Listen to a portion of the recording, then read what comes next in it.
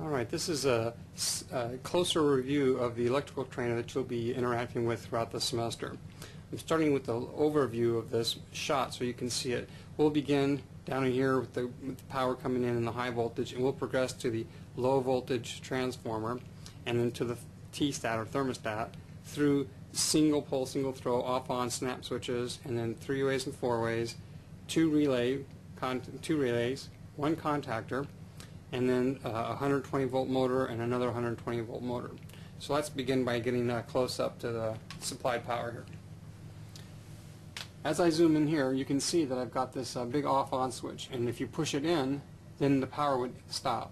If you pull it out, then the power turns on. It passes the power off to the OCPD, which is a 10 amp breaker, which needs to be reset if it happens to be tripped. And then if it's good, it passes on to the GFCI, which is great. And then if you look down here, there's caution high voltage. These are two lights, and if these lights are lit up, then the high voltage is activated, and that means these terminals down here are live. And this is the key that turns on the high voltage. So starting at the bottom, we have a neutral return path, we have L1 and L2. Moving up, we have a transformer which is going to take 120 volts and output 24 volts. On top of this transformer is an OCPD breaker.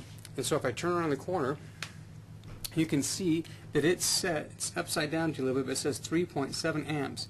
If this output side, the secondary side, requires or draws more than 3.7 amps, this breaker will open, thereby saving the circuitry but also the transformer, so it doesn't go beyond its limits.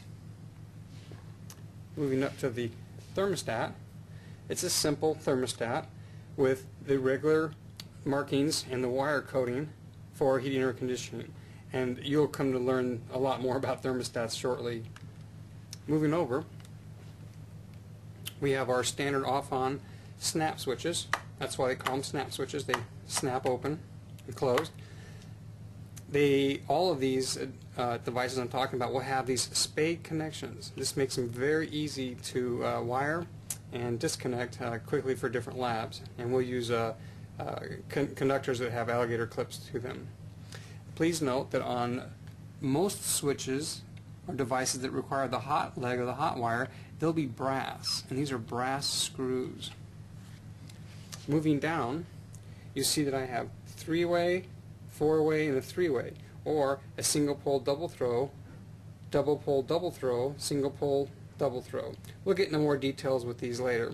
But what I want you to see on 3-ways and 4-ways is that on the tops you'll see these brass terminals, similar to the single pole off-on switches you saw. But in addition, you'll see these black screws down here, these black screws. And if I look at the 4-way, the black screws on the top, but there are 2 of them, and then brass down below. This is important to document or to register because the black terminals have a significant meaning to them, and you can wire switches properly or improperly based on those black terminals. If you look at the drawings that I've given you for your homework and quizzes, you'll notice that I have a little square, unfilled square for the brass terminals, and where there are black terminals like here and here, I've put a black square. That's so you know that that's where the black screw is. And you'll come to find that that's an important distinction. Moving over to the loads, you see that this is the 24 volt AC loads, and I have 3 lights, L1, L2, L3, and I've marked H and N, and H and N for hot and neutral, and so these 2 terminals go with this light, and these 2 terminals go with this light, and these 2 terminals go with the third light. Moving down, you can see that I have these relays. I have 2 relays. They work the same, and as I look closely at that or zoom in on that, if you look very closely, you can see that you can see a 1 and a 2 and a 3. These are like the printout that I already gave you in great detail. So by default, if you see there's a little line, a little built-in molding, and you see a line that goes up from the 1, goes over, and it comes down, and it goes through, and it has a cross across that connection to the 2. What that means is by default this connection between 1 and 2 is normally closed. And if you look at 3, there's an open slot right above my finger, which means that between 1 and 3 it is not normally closed. However, if I energize this relay, it would connect 1 and 3 and disconnect 1 and 2. So I review. By default, 1 and 2 are connected and 1 and 3 are not connected. And when I energize this, they flip-flop. 1 and 3 become connected and 1 and 2 become disconnected. And that repeats for this lower part of the unit too. This is the contact 4, 5, and 6. By default, 4 and 5 are connected, and 4 and 6 are not. If I energize the coil, 4 and 6 are now connected, and 4 and 5 are not.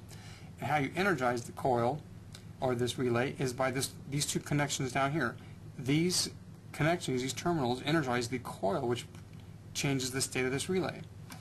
Like all devices, you need to know what it takes. And if you look very carefully down at that plate, and it's upside down to us, but it clearly will mark on here, right there, upside down, but it says 24 volts AC for the coil. See how that reads that? That means this device, this relay, requires that 24 volts be applied to these two terminals to activate this relay. If I move down to the contactor, it's similar to a relay, but it's meant for higher voltage. Actually, higher amperage and voltage. So if you can imagine, this is your input for voltage and amperage, and this would be an example for output. It can be reversed, but just for concept here. And then what closes it is this top bar. I can manually close it, and when I manually close it, it actually connects electrically from here to here, so it would pass on the voltage. But usually we want to activate these electromagnetically.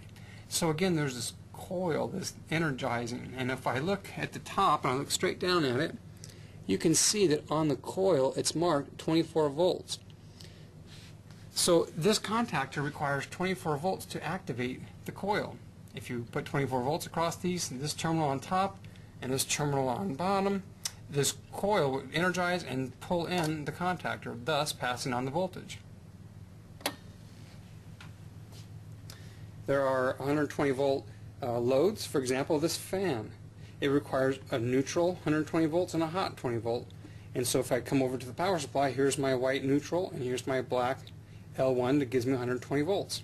You pick two lines over here, we come over here, and that fan would turn on all the time. If I move to this larger motor, it has a similar thing. It requires a neutral and it has a high and a low speed. So we would pass on a neutral and a hot, and then this blower would turn on. So for now, that's about the overview that I would like to do with you.